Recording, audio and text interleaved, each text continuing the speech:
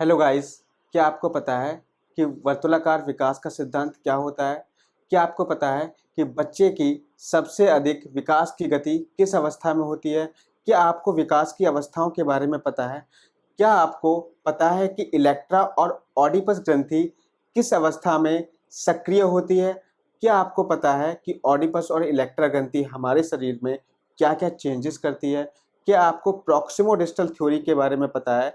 अगर नहीं पता है तो आपके लिए ये वीडियो बहुत ही ज़्यादा इम्पोर्टेंट है और इस टाइप के इन टॉपिक से क्वेश्चन आपके एग्जाम जैसे सीटेट, यूपीटेट, DSSB, KVS में ज़रूर ज़रूर पूछे जाते हैं। बहुत ही ज़्यादा इम्पोर्टेंट टॉपिक है, तो इस वीडियो को आपको स्टार्टिंग से लेके एंड तक देखना है।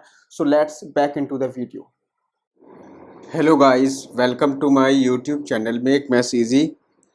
इससे पहले वीडियो में मैंने आपको वृद्धि और विकास के बारे में बताया था और उस चैप्टर में हम वृद्धि और विकास के बीच क्या अंतर होता है ऑलरेडी डिस्कस कर चुके थे।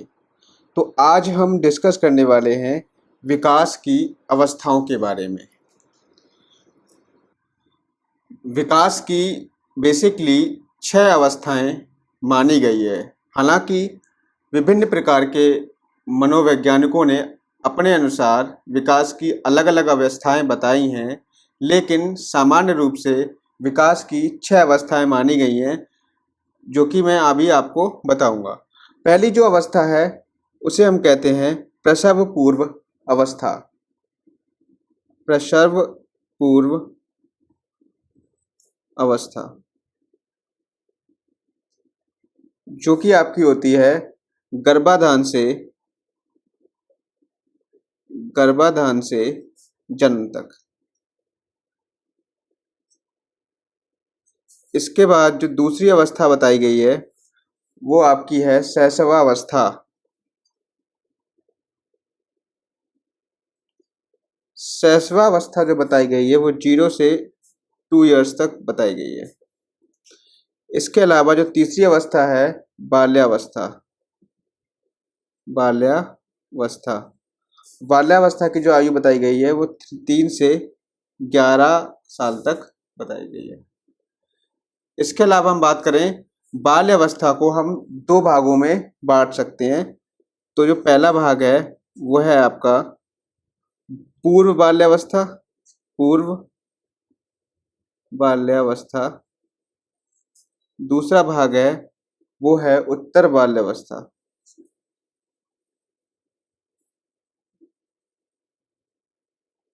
ठीक है, बाल्यावस्था को हमने 2 भागों में बांट दिया, पूर्व बाल्यावस्था और उत्तर बाल्यावस्था। अब यहाँ पे देखिए पूर्व बाल्यावस्था की आयु कितनी होती है। इसको हम मानते हैं 3 से 6 वर्ष तक की जो आयु होती है वो आपकी आ जाती है पूर्व बाल्यावस्था में, और 7 से 11 ईयर्स तक की जो आयु होती है वो आपकी आ जाती है उत्तर बाल्यावस्था में। इसके बाद हम बात करें फोर्थ नंबर पे आपकी आती है किशोरावस्था। किशोरावस्था किशोरावस्था आपको पता ही होगा सभी लोगों को, 12 से 16 वर्ष तक की जो होती है वो आपकी क्या कहलाती है, किशोरावस्था कहलाती है। इसके अलावा 5 नंबर पे जो है, सॉरी ये 18 वर्ष है। किशोरावस्था जो होती है 12 से 18 वर्ष तक की जो होती है। इसके अलावा जो अगली अवस्था है वो आपकी है वयस्कावस्था। वयस्कावस्था या इसको हम कह सकते हैं प्रौढ़ावस्था। प्रौढ़ावस्था, ठीक है, वयस्कावस्था या प्रौढ़ावस्था। वयस्कावस्था या प्रौढ़ावस्था जो होती है आपकी 18 से 60 ईयर तक की होती है, मतलब 18 से अबव हम 60 वर्ष तक जाएंगे तो वो हमारी कहलाएगी प्रौढ़ावस्था। इसके अलावा जो 6 है लास्ट वन, वृद्धावस्था।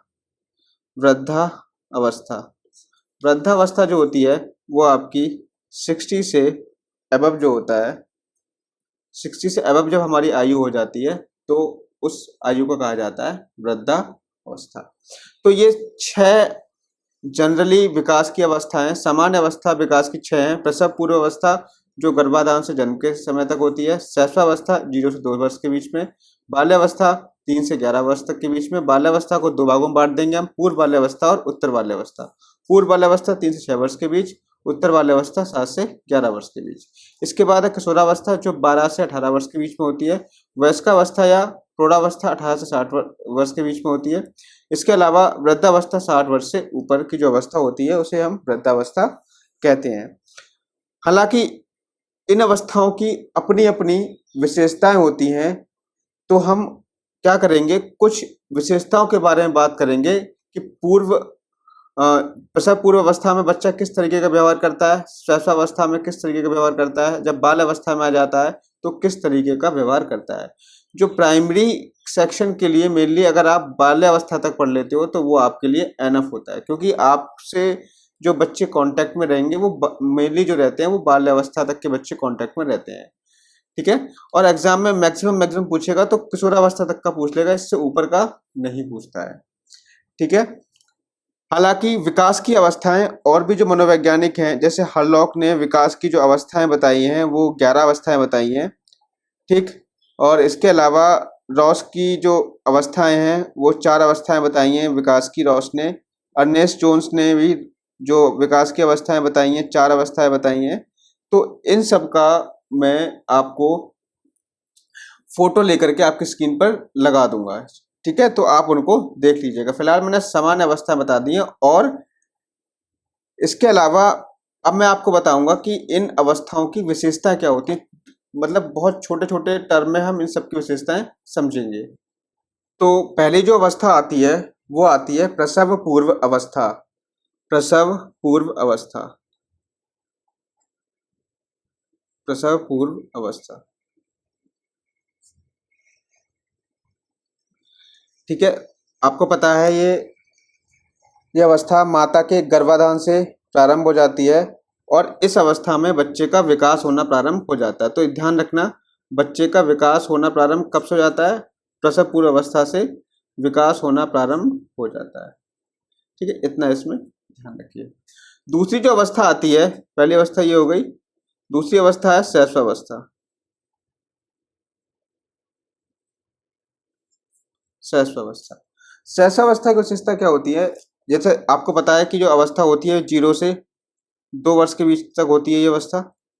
ठीक है, इसके अलावा बच्चा इसमें क्या करता है, कोई भी चीज जब समझता है, किसी भी चीज को जब समझता है, किसी वस्तु के बारे में समझता है, तो वो अपनी संवेदी इंद्रियों के सहारे समझता है। कहने का मतलब ये हुआ, संवेदी इंद्रियों के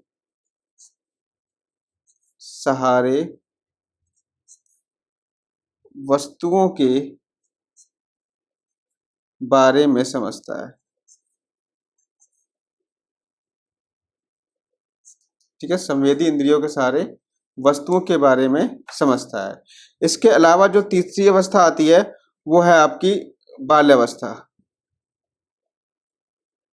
ठीक है, मैं बहुत शॉर्ट डिस्क्रिप्शन दे रहा हूँ उन सब अवस्थाओं का, और जो भी इंपॉर्टेंट है।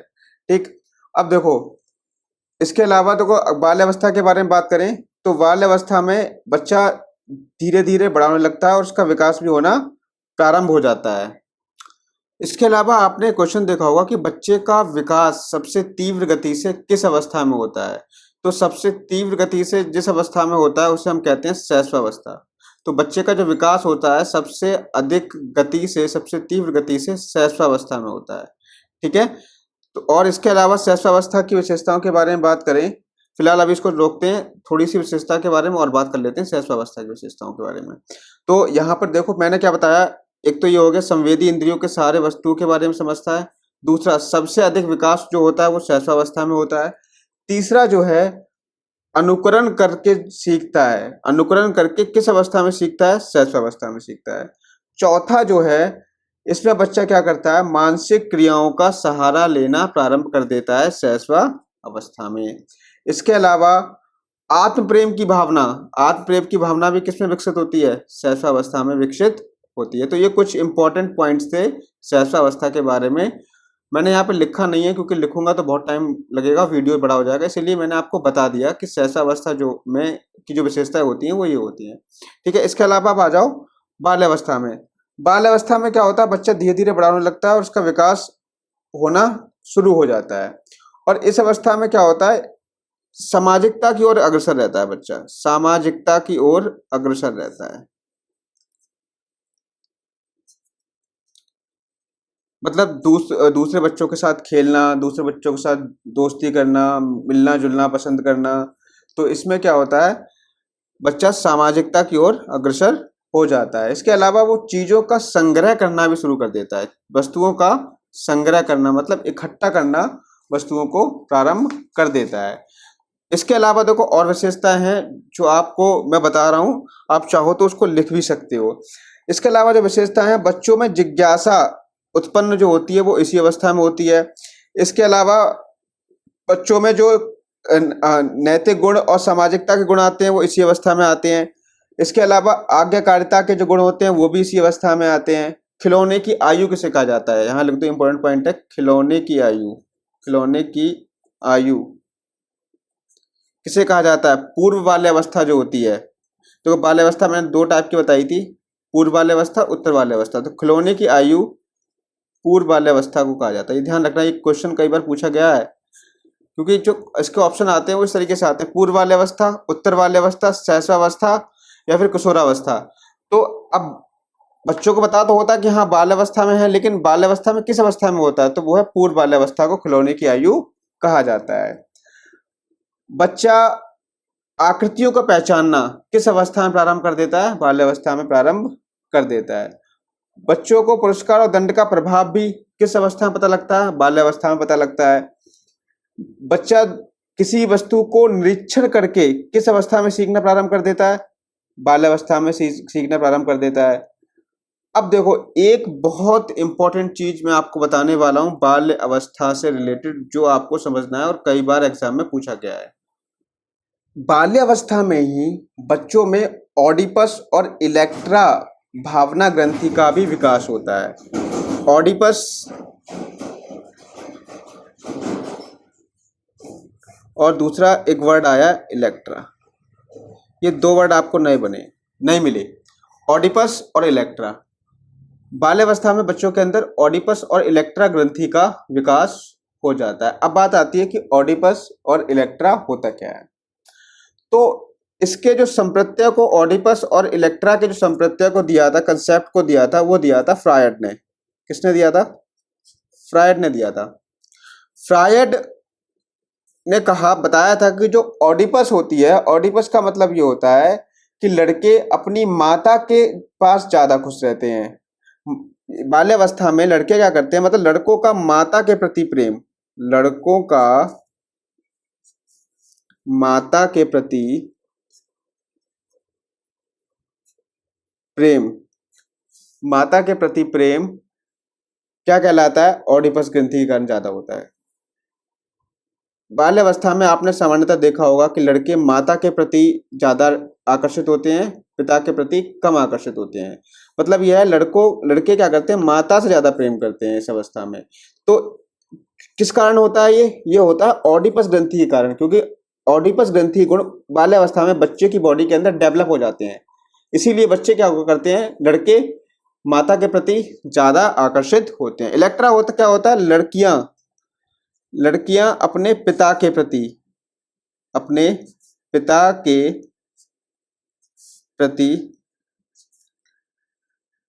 ज्यादा आकर्षित होती हैं।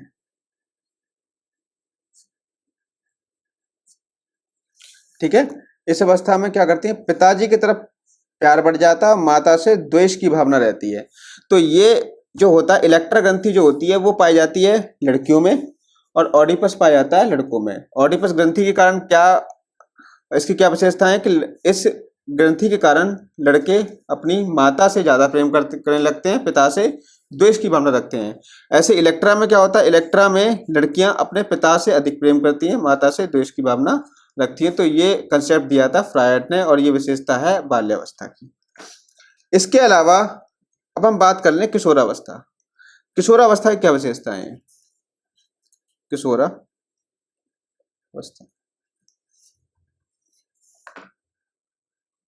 किशोरावस्था के बारे में एक क्वेश्चन काफी ज्यादा फेमस है और कई बार यूपी टेट में कई बार पूछा जा चुका है। एक स्टेटमेंट के फॉर्म में एक स्टेटमेंट इसके संबंध में है कि किशोरावस्था बहुत दबाव, तनाव, तूफान तथा संघर्ष का समय होता है। ये किसने कहा है? ये कहा है आपका स्टैनले हॉल ने। Stanley Stanley hall Stanley hall ने क्या कहा है कि जो किशोरावस्था होती है वो दबाव, तनाव,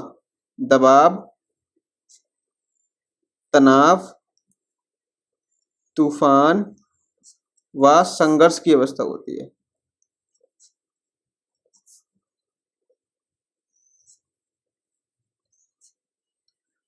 ठीक है, स्टैनले हॉल ने क्या कहा है कि जो किशोरावस्था होती है वो दबाव, तनाव, तूफान व संघर्ष की अवस्था होती है। इसके अलावा इस अवस्था की जो विशेषताएं हैं वो इस प्रकार हैं कि अगर इस अवस्था में बच्चा एक अच्छे रास्ते पर चलता है तो उसके अंदर बहुत अच्छे गुण विकसित हो जाते हैं, और अगर बच्चा रास्ते से भटक जाता है तो उसके अंदर नकारात्मक विचार आना प्रारंभ कर देते हैं। इसको तूफान की अवस्था भी कहा जाता है। इससे तो सब परिचित ही होंगे, तूफान की अवस्था कहा जाता है।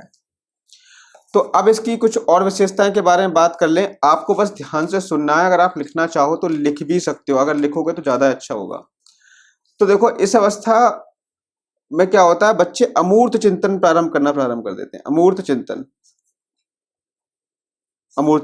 अब आप कहोगे सर इसमें तो उन्होंने अमूर्त चिंतन करना प्रारंभ कर दिया, तो मूर्त चिंतन किस में प्रारंभ करते हैं? तो मैंने आपको बताया था मूर्त चिंतन जो है बाल अवस्था में करना प्रारंभ करते हैं। मूर्त चिंतन किस अवस्था की विशेषता है? बाल अवस्था की विशेषता है। अमूर्त चिंतन किशोरावस्था में प्रारंभ कर देते हैं। अमूर्त चिंतन का मतलब होता है कि कल्पना करना, जो चीज आपके सामने नहीं है फिर भी आप उसके बारे में सोच रहे हो, वो होता है अमूर्त चिंतन। मूर्त चिंतन क्या है? जब आपके सामने कोई वस्तु रखी हुई है, अगर आप उसके बारे में सोच रहे हो तो वो कहलाता है मूर्त चिंतन। ठीक है, अब आप देखिए इसके अलावा इसकी और विशेषताएं, इसमें बच्चा तार्किक रूप से सोचना प्रारंभ कर देता है। तार्किक रूप से सोचना मतलब तर्क वितर्क करने लगता है कि ऐसा क्यों हुआ, क्या है ये कैसे चीज बनी, क्यों बनी, तो ये सब चीजें उसके मन में आने लगती है। तो मतलब वो तार्किक, लॉजिकल थिंकिंग करने लगता है। इसके अलावा बच्चों में प्रतियोगिता, स्वतंत्रता और विद्रोह की भावना भी प्रारंभ हो जाती है, और इसको हम एज ऑफ ब्यूटी भी कहते हैं। एज ऑफ ब्यूटी मतलब सजने संवरने की अवस्था भी ये कहलाता है। ठीक है, इसके अलावा देखो इन बच्चों में क्या होता है, इस समय लड़कों का लड़कियों की तरफ, लड़कियों का लड़कों की तरफ जो है अट्रैक्शन होना प्रारंभ हो जाता है। और इसमें एक चीज और भी आती है कि बच्चों के अंदर जो देश भावना होती है, देश भावना बहुत ज्यादा प्रबल अवस्था में होती है। तो ये कुछ विशेषताएं थी किशोरावस्था की। ठीक है, इसके अलावा बची आपकी प्रौढ़ावस्था और वृद्धावस्था। तो प्रौढ़ावस्था और वृद्धावस्था में कभी आपसे क्वेश्चन पूछता नहीं है, लेकिन फिर भी मैं आपको बस प्रौढ़ावस्था की एक विशेषता बता दे रहा हूं जो कि एग्जाम में पूछी गई है। प्रौढ़ावस्था की विशेषता क्या है? विशेषता उसकी यह है कि जन्नात्मकता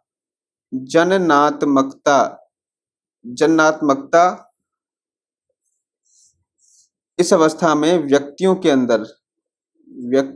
के अंदर आना प्रारंभ हो जाती है। अब बात आती है कि सर जन्नात्मकता क्या है? तो जन्नात्मकता क्या होती है? जन्नात्मकता का मतलब होता है कि जब कोई व्यक्ति अपनी आने वाली पीढ़ी के बारे में सोचता है, वो ये सोचता है कि आने वाली पीढ़ी जो संसाधनों का प्रयोग करेगी, जिस तरीके से मैं अभी आज कर रहा हूँ, उनको अगर मैं अभी बचा के चलूंगा, उनको अगर मैं सही तरीके से इस्तेमाल करूंगा, तो आगे आने वाली पीढ़ी उनका सही तरीके से इस्तेमाल कर सकेगी। यानी जो चीजें अभी मुझे उपलब्ध हैं वो वही चीजें मेरी आने वाली पीढ़ी जो है उसको इस्तेमाल कर सके। इसको हम सस्टेनेबल डेवलपमेंट भी कहते हैं। तो इसमें क्या होता है, इसमें मतलब हमारे आने वाली पीढ़ियों के बारे में सोच करके किसी वस्तु का उपभोग करना। जैसे जल है, तो हम क्या करते हैं, जल का सरकार भी हम लोगों को कई सारे अभियान चलाती है कि जल का हमें वेस्टेज नहीं करना चाहिए। क्यों? क्योंकि आने वाली पीढ़ी जैसे अभी हम उसको यूज करेंगे और बेकार तरीके से यूज कर रहे हैं, उसको वेस्ट कर रहे हैं, तो हमारी आने वाली पीढ़ी उसको मतलब उसको देख ही नहीं पाएगी, उस चीज को, वो खत्म हो जाएगा। ठीक है, तो हमें क्या करना चाहिए, अपने आने वाली पीढ़ी को देखते हुए संसाधनों का उपभोग करना चाहिए। तो ये हमारी कहलाती है जन्नात्मकता। तो जन्नात्मकता का जो गुण होता है वो प्रौढ़ावस्था में होता है। बस ये इंपॉर्टेंट था, बाकी इसके अलावा आपको कुछ नहीं पढ़ना है इसमें। ठीक है, तो ये हो गई आपकी विशेषताएं। विकास की जो अवस्थाएं होती हैं उनकी विशेषताएं मैंने आपको बता दी। ठीक है, अब मैं आगे पढ़ाने वाला हूं विकास के सिद्धांत। विकास के सिद्धांत मैं आपको अब पढ़ाऊंगा। ठीक है, बस आपको सुनना है। कुछ चीजें मैं लिखूंगा, कुछ चीजें आप सुनोगे।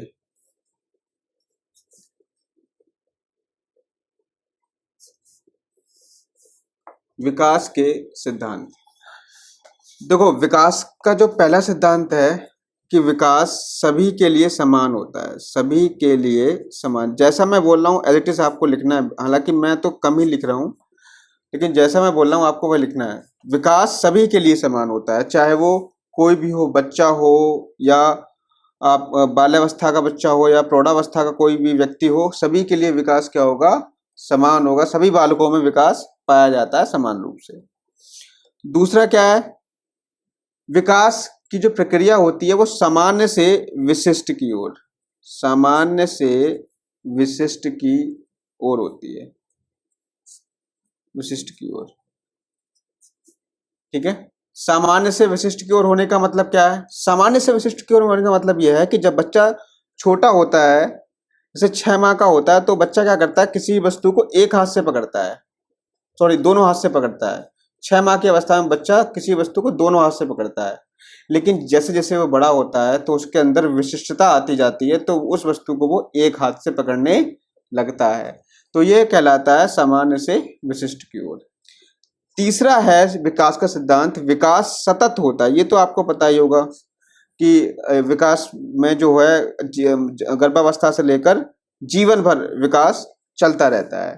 ठीक है, चाहे वो कुछ भी हो जाए उसके अंदर, चाहे वो तनाव की अवस्था में हो, कैसी अवस्था में हो, कुछ भी हो, विकास हमेशा व्यक्ति के अंदर होता रहता है। ठीक है, इसके अलावा हम देखेंगे विकास की गति भिन्न भिन्न होती है। गति भिन्न भिन्न, भिन्न भिन्न का मतलब क्या है कि जैसे आपने देखा होगा किसी बच्चे के दांत पहले निकल आते हैं, किसी बच्चे के दांत बाद में निकलते हैं।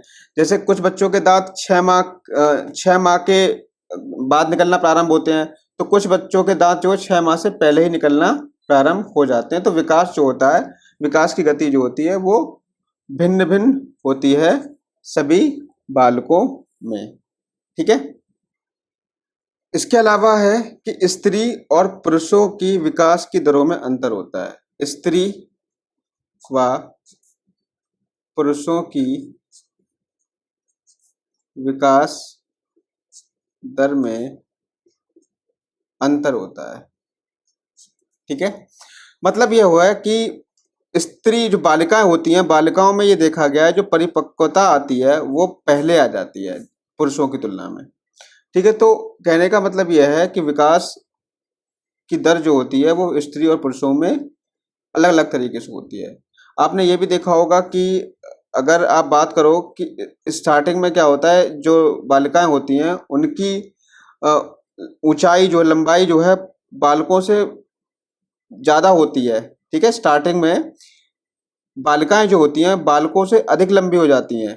ठीक है, फिर होता क्या, धीरे धीरे बाल अवस्था में जब बच्चे आते हैं तो बाल अवस्था में देखा जाता है कि जो बालक होते हैं वो बालिकाओं से लंबे होते चले जाते हैं। तो इस प्रकार ये कहा जा सकता है कि स्त्री व पुरुषों की विकास दर में अंतर होता है। इसके अलावा विकास की जो प्रवृत्ति होती है वो आश्रितता से स्वायत्तता की ओर होती है। विकास की जो प्रवृत्ति है वो आश्रितता से स्वायत्तता स्वायत्तता की ओर होती है। मतलब यह हुआ कि बच्चा पहले तो आश्रित होता है अपने माता पिता पर, फिर धीरे धीरे जब वो बाल अवस्था से किशोरावस्था में आता है तो वो अपने कार्य करने के लिए स्वतंत्र हो जाता है। जैसे आपने देखा होगा कि ये बच्चा पहले मलमूत्र त्याग करता है, तो मलमूत्र त्याग जो होता है वो केवल वही अपने आप करता है, बाकी सारे काम जैसे बच्चों को खाना देना या कुछ भी करना सब क्या करता है, घर वालों पे डिपेंड रहता है। लेकिन धीरे धीरे क्या होता है, जब जैसे ही वो बड़ा होने लगता है तो वो सारे काम अपने आप करना प्रारंभ कर देता है। तो विकास की प्रवृत्ति जो होती है वो आस्तिकता से स्वायत्तता की ओर होती है। अगला जो पॉइंट है ये इंपॉर्टेंट है, वर्तुलाकार विकास का सिद्धांत। तो इसको समझना है, वर्तुलाकार विकास का सिद्धांत, वर्तुलाकार विकास का सिद्धांत, ये बहुत ही ज्यादा इंपॉर्टेंट सिद्धांत है और कई बार परीक्षाओं में पूछा भी गया है। वर्तुलाकार का मतलब क्या होता है? वर्तुलाकार का मतलब होता है स्पाइरल। जैसे ये देखो मैं आपको बता रहा हूं,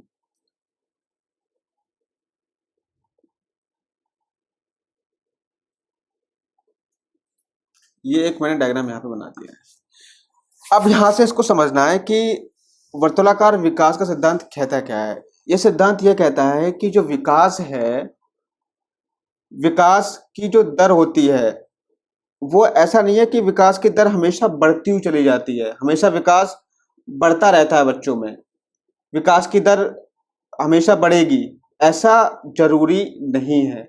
विकास क्या होता है, विकास जब बच्चे में धीरे धीरे बढ़ता है, बढ़ने के बाद क्या होता है, वो जैसे ये बढ़ रहा है, देखो मैं यहाँ से बढ़ा रहा हूँ, ये बढ़ रहा है, फिर क्या करेगा, बढ़ेगा बढ़ेगा, फिर क्या होगा, बच्चे का विकास कम होगा फिर कुछ टाइम के लिए, फिर बढ़ेगा, फिर कम होगा, फिर बढ़ेगा, फिर कम होगा।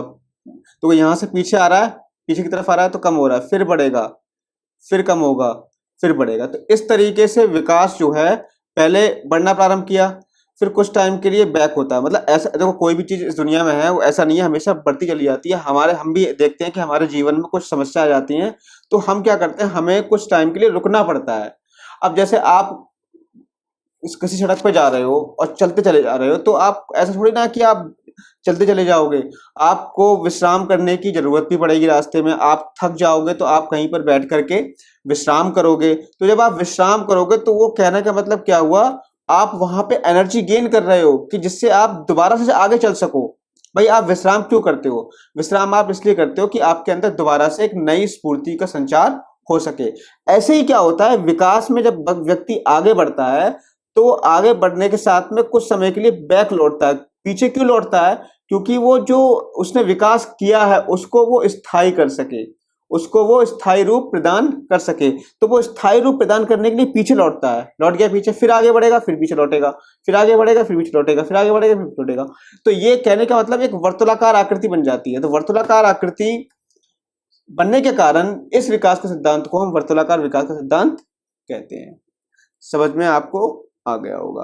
अब हम बात करते हैं अगला जो है, मैंने आपको बता ही दिया, ये जब मैंने आपको वंशानुक्रम और वातावरण चैप्टर पढ़ाया था तब मैंने आपको बताया था कि आपका जो है जो विकास जो होता है वो वृद्धि और विकास और वृद्धि जो होती है वो आपका वंशानुक्रम का परिणाम होता है, वंशानुक्रम और वातावरण का परिणाम होता है। मतलब यह है कि आपके विकास पर आपकी वंशानुक्रम का और आपके आसपास के वातावरण का प्रभाव पड़ता है आपके विकास पर। ठीक है, तो ये पॉइंट हो गया, आप इसको लिख लेना, मैं लिख नहीं रहा हूं। इसके अलावा जो इंपॉर्टेंट चीज है वो है विकास की दिशा। विकास की दिशा, विकास की दिशा जो होती है वो, इससे कई बार क्वेश्चन बने हैं। इससे मेनली 2-3 प्रकार के क्वेश्चन बन जाते हैं। तो इसमें विकास की दिशा में 2 थ्योरी हैं। पहली थ्योरी है, उसको हम कहते हैं सेफेलोपोडल थ्योरी। सेफेलोपोडल थ्योरी, सेफेलोपोडल थ्योरी का मतलब क्या होता है?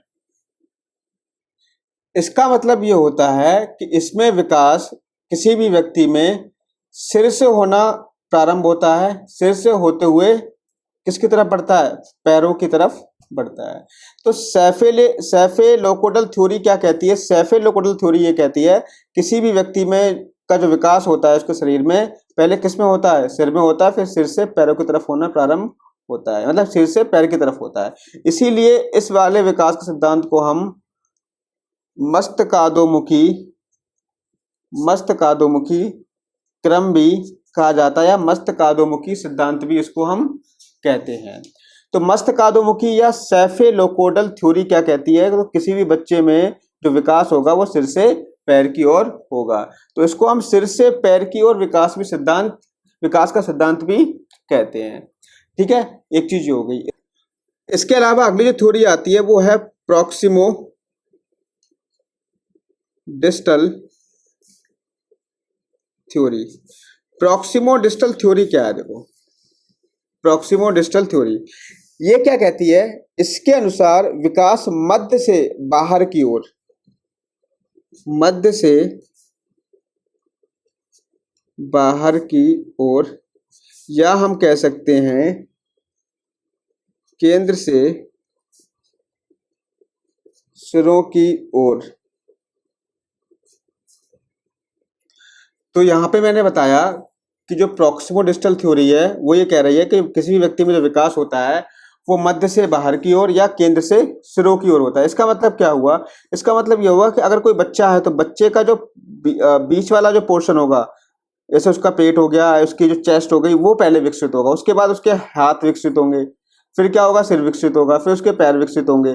तो इस तरीके से बताया गया, जो पहले जो विकास होता है वो बच्चे के मतलब पेट का और चेस्ट का विकास होता है, उसके बाद हाथ पे जाता है, फिर सिर पे, फिर पैर पे, मतलब फिर जो है मध्य से केंद्र से सिरों की ओर जाता है, जो सिरे होते हैं सिरों की ओर जाता है।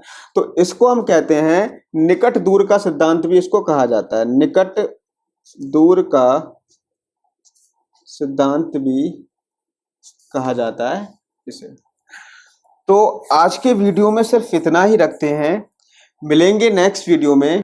इसमें थोड़ा सा और रह गया, बस एक टॉपिक हम और पढ़ लेते हैं, फिर ये चैप्टर हो जाएगा फिनिश। तो टॉपिक यह है विकास को प्रभावित करने वाले कारक।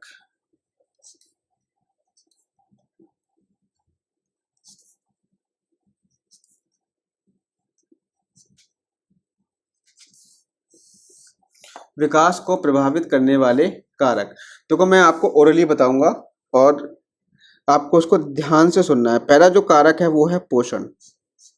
पोषण मतलब अच्छा खाना पीना। जब आप अच्छा खाना खाओगे तो आपका विकास भी अच्छा होगा। Proper nutrition gives U a good health. ठीक है। दूसरा जो है वो है वायु प्रकाश। वायु प्रकाश, इससे मतलब क्या है, कुछ चीजें होती हैं जो हमें वायु और प्रकाश से मिलती हैं, जैसे कुछ विटामिन होते हैं जो, जैसे विटामिन डी है वो प्रकाश से मिलता है सॉरी। इसके अलावा वायु से हमें ऑक्सीजन मिलती है। ठीक है। तो कुछ चीजें हैं जो हमें वायु प्रकाश से मिलती है, ये दो चीज भी हमारे विकास पर प्रभाव डालती हैं। इसके अलावा जो तीसरा है वो है वंशानुक्रम। ठीक है, वंशानुक्रम। वंशानुक्रम के बारे में आपको बता ही चुका हूँ कि जैसे आपके जैसे मान लो कुछ बीमारियां होती हैं हमारे, वो वंशानुक्रम से बच्चों के अंदर आ जाती हैं, तो उससे भी विकास प्रभावित होता है। और आपने देखा होगा कुछ चीजें जैसे लंबाई का बढ़ना या फिर और भी कई सारी चीजें होती हैं जो हमें वंशानुक्रम के थ्रू मिलती हैं। तो वंशानुक्रम भी विकास को प्रभावित करता है। इसके अलावा वातावरण भी है। जैसे वातावरण में आप रहोगे आप उसी प्रकार के बनोगे, मतलब जैसे आसपास के आपका वातावरण रहेगा उसी तरीके से आप अपना व्यवहार करोगे, आपका व्यक्तित्व भी उसी की तरह बन जाएगा। इसके अलावा पांचवा जो पॉइंट है वो है प्रजाति। प्रजाति का मतलब यह है कि जैसे कुछ प्रजातियां ऐसी होती हैं जो बहुत ही ज्यादा बुद्धिमान होती हैं, तो ये देखा गया है कि उनके जो बच्चे होते हैं वो भी क्या होते हैं, बुद्धिमान और ईमानदार होते हैं। तो ये चीजें, ये भी एक चीज है, मतलब हालांकि है ऐसा, लेकिन 100% केसेस में ऐसा नहीं होता है। तो कहीं ना कहीं प्रजाति भी विकास को प्रभावित करती है। इसके अलावा अगर मैं देखे छठा पॉइंट, तो लिंग। लिंग जो होता है, लिंग भी आपका विकास को प्रभावित करता है। जैसे आपने देखा होगा लड़कियों और लड़कों में अलग अलग तरीके से विकास होता है, मैंने आपको बताया ही था विकास के सिद्धांत में। और लास्ट पॉइंट जो है आपका वो है बुद्धि। बुद्धि भी क्या करती है, विकास पर प्रभाव डालती है। जितनी ज्यादा आपके अंदर इंटेलिजेंस होगा उसी के अनुसार आपका सामाजिक विकास, नैतिक विकास, संवेगात्मक विकास, भाषात्मक विकास भी उसी की तरह, उसी के अकॉर्डिंग आपका ज्यादा होगा। ठीक है। तो ये कुछ पॉइंट थे जो विकास को प्रभावित करते हैं। ये चैप्टर हो चुका है फिनिश। अब मैं अगले वीडियो में आपको लेकर आऊंगा इसके इंपॉर्टेंट क्वेश्चंस। तो अगर आपको वीडियो अच्छा लग रहा है तो मेरे चैनल को सब्सक्राइब करिए, लाइक करिए, दोस्तों के साथ शेयर करिए। सपोर्ट करिए मुझे।